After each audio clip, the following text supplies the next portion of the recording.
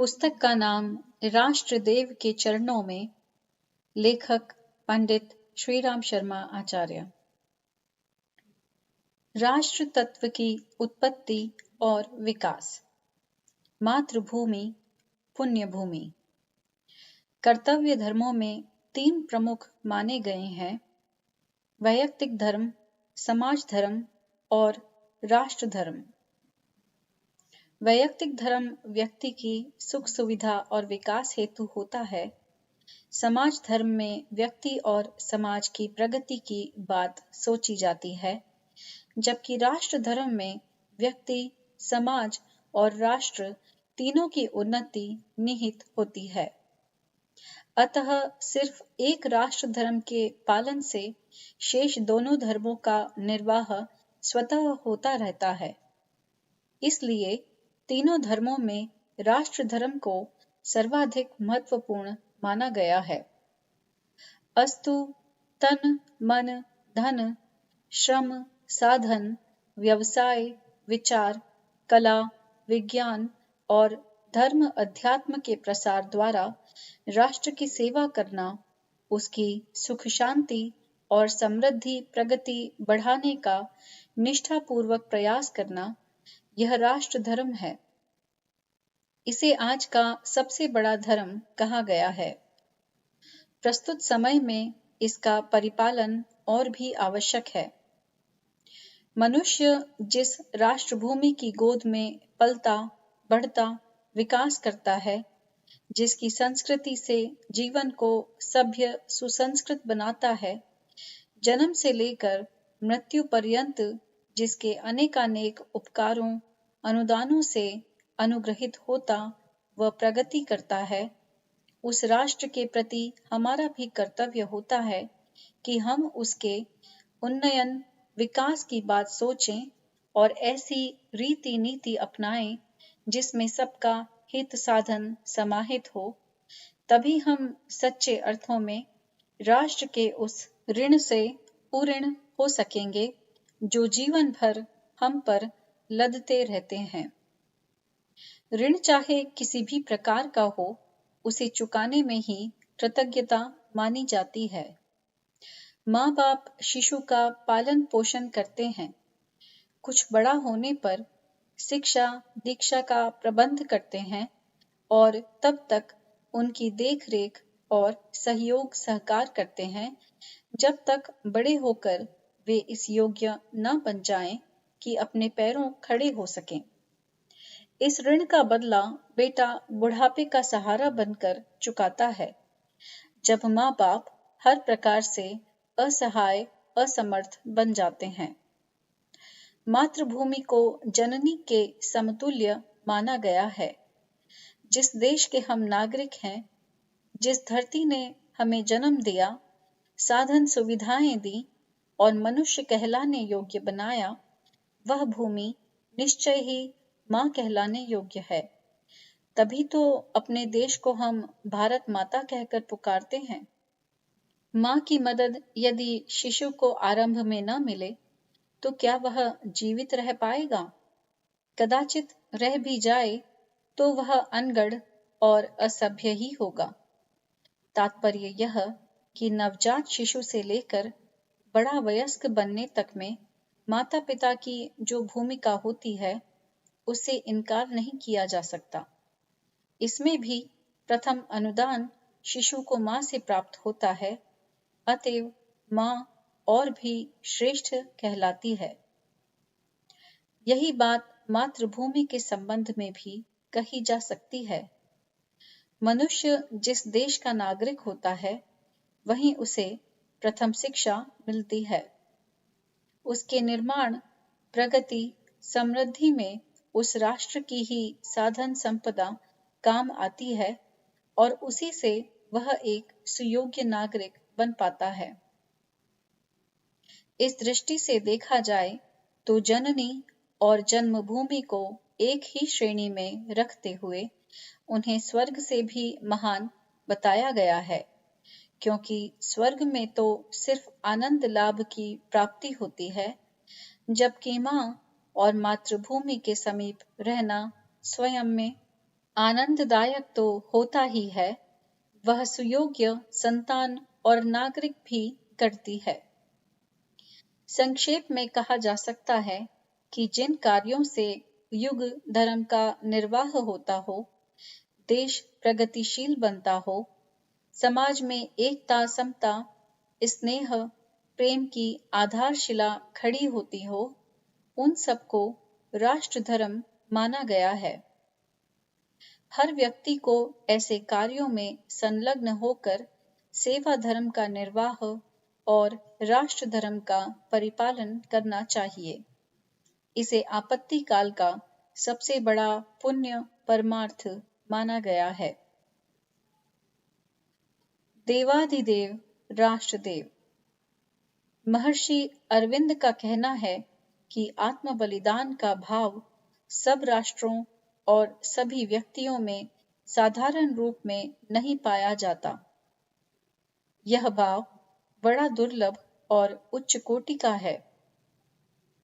यह मनुष्य जाति की नैतिक उन्नति का पुष्पित रूप है अथवा स्वार्थ युक्त पशु भाव से स्वार्थ रहित देव भाव की ओर अग्रसर करता है। जिस मनुष्य में आत्म बलिदान की सामर्थ्य है, उसने पशुत्व को अपने से दूर हटा दिया है, चाहे उसमें अन्य प्रकार के पाप कितने भी क्यों न हों। उसमें भावी और उच्चतर मानवता के निर्माण की सामग्री है। जो राष्ट्र राष्ट्रीय तौर पर आत्म बलिदान करने की सामर्थ्य रखता है, उसका भविष्य सुरक्षित है। आत्म बलिदान चाहे इच्छा रहित हो और चाहे स्वार्थ युक्त हो, वह हमारे जीवन की एक आवश्यक शर्त है। मानवता में इसकी वृद्धि क्रमशः हुई है। प्रथम बलिदान ही सर्वार्थमय होते हैं। उनमें अपनी उन्नति के लिए दूसरों का बलिदान समाविष्ट रहता है। एक माता में जो अपने बच्चे के लिए अपना जीवन बलिदान करने को तैयार है, पाशविक प्रेम की सहज प्रवृत्ति से पहला कदम आगे बढ़ा लेती है। उसी प्रकार एक पुरुष में जो अपनी माता के लिए अपने जीवन की बलि देने को तैयार है, रक्षा की सहज प्रवृत्ति पहला कदम बढ़ा लेता है। यह प्रवृत्ति इस बात का सबूत है कि आत्मा के संबंध में हमारा मानसिक विचार विस्मृत हो गया है। जब तक मनुष्य अपने शरीर और उसकी इच्छाओं को ही अपना मैं करके जानता है, तब तक जीवन की अवस्था पाशविक ही समझनी चाहिए। जब यह मैं की परिधि विस्तृत होकर स्त्री पुत्रों को अपने अंतर्गत कर लेती, तभी प्रगति संभव हो पाती है। यह मनुष्यता की सबसे पहली अवस्था है, किंतु इसमें भी पशुत्व की कुछ मात्रा बची रहती है, क्योंकि इसमें स्त्री और बच्चों के संबंध में कुछ इस प्रकार का विचार रहता है कि ये मनुष्य के लिए अपने सुख, बल, शान, आराम के साधन और संपत्ति के रूप हैं। पर इस दृष्टि से देखे जाने पर भी परिवार सभ्यता का आधार बनता है, क्योंकि इसी से सामाजिक जीवन संभव बनता है। परंतु मनुष्य में देवत्व का आविर्भाव उसी समय आरंभ माना जा सकता है, जब वह अपने शरीर का ध्यान छोड़कर परिवार के लिए अपने आराम तथा जीवन उत्सर्ग करने को तैयार हो जाता है।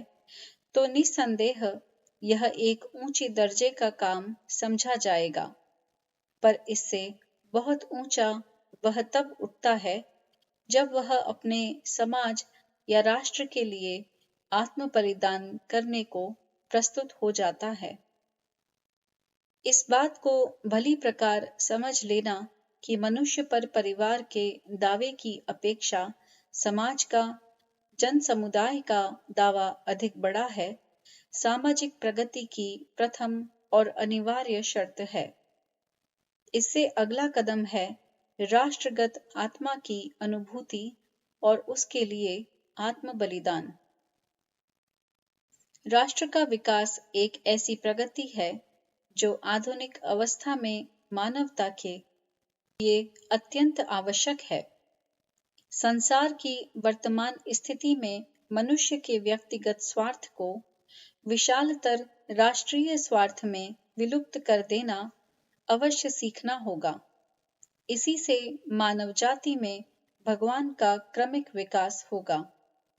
इसलिए राष्ट्रवाद इस युग का धर्म है और भारत माता ही हमारे लिए भगवान का प्रतीक। इससे भी अधिक ऊंची एक पूर्णता है जिसके लिए कुछ व्यक्तियों ने ही अपने को तैयार दिखलाया है। वह है आत्मा का इतना अधिक विस्तार कि जिसमें सारी मानवता का समावेश हो जाए।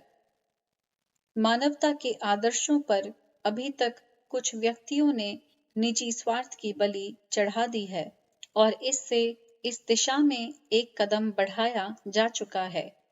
पर मानवता के हित के नाम पर राष्ट्र के हितों का बलिदान कर देना एक ऐसा कार्य है जिसके लिए मानवता अभी समिष्ट रूप से तैयार व समर्थ नहीं हुई है। परमेश्वर तैयारी करता है, पर वह फल को उसकी ऋतु से पहले पकाने की जल्दी नहीं करता। एक समय आएगा जब यह भी संभव होगा, परंतु वह समय अभी नहीं है और न यह बात मानवता के लिए कल्याणकारी है, क्योंकि नीचे की सीढ़ी पर पूरा पूरा पैर जमाए बिना ऊपर की सीढ़ी पर पैर रखना गलत काम है और इसका नतीजा यह होगा कि हम फिर नीचे लुढ़क पड़ेंगे। इसलिए जब तक राष्ट्रीयता का भली प्रकार अध्ययन न सीख लें, तब तक राष्ट्र के लिए आत्म बलिदान की चर्चा निरर्थक ही है। राष्ट्रहित का यह भी अर्थ हो सकता है कि वह एक प्रकार की सामूहिक स्वार्थपरता ही है।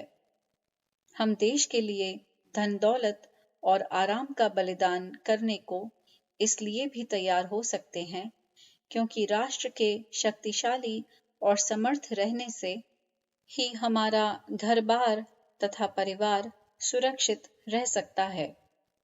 हम राष्ट्र के लिए इस कारण भी बलिदान कर सकते हैं क्योंकि उसकी महत्ता, वैभव, ऐश्वर्य का अर्थ होता है हमारे वर्ग या हमारे समाज के वैभव और ऐश्वर्य की वृद्धि। अपने स्वाभिमान की रक्षा के लिए भी हम अपने राष्ट्र को बलशाली, विशाल, साम्राज्यशाली देखने के लिए भी अपने सभी चीजों का बलिदान करने को तैयार हो सकते हैं। ये सब स्वार्थ के ही रूप हैं जो मनुष्य का उस विशालतर जीवन में पीछा करते हैं जिसका उद्देश्य उसी स्वार्थ से मुक्त करना होना चाहिए। पूंजीवाद और साम्राज्यवाद प्रवृत्ति जो महारोग आधुनिक राष्ट्रों को पीड़ित कर रहे हैं, उनका मूल यह दृढ़ स्वार्थपरता ही है। इसी स्वार्थपरता के कारण बड़े राष्ट्रों में अभिमान, मद और अन्याय की भावना उत्पन्न होती है, जिसके वशीभूत होकर वे अन्य राष्ट्रों की सत्ता पर आघात करते हैं। इसके फल से क्रोधावेश होता है और क्रोध से अंध सम्मोह जो दोषी राष्ट्रों के संहार के लिए ईश्वर का साधन अथवा विधान है।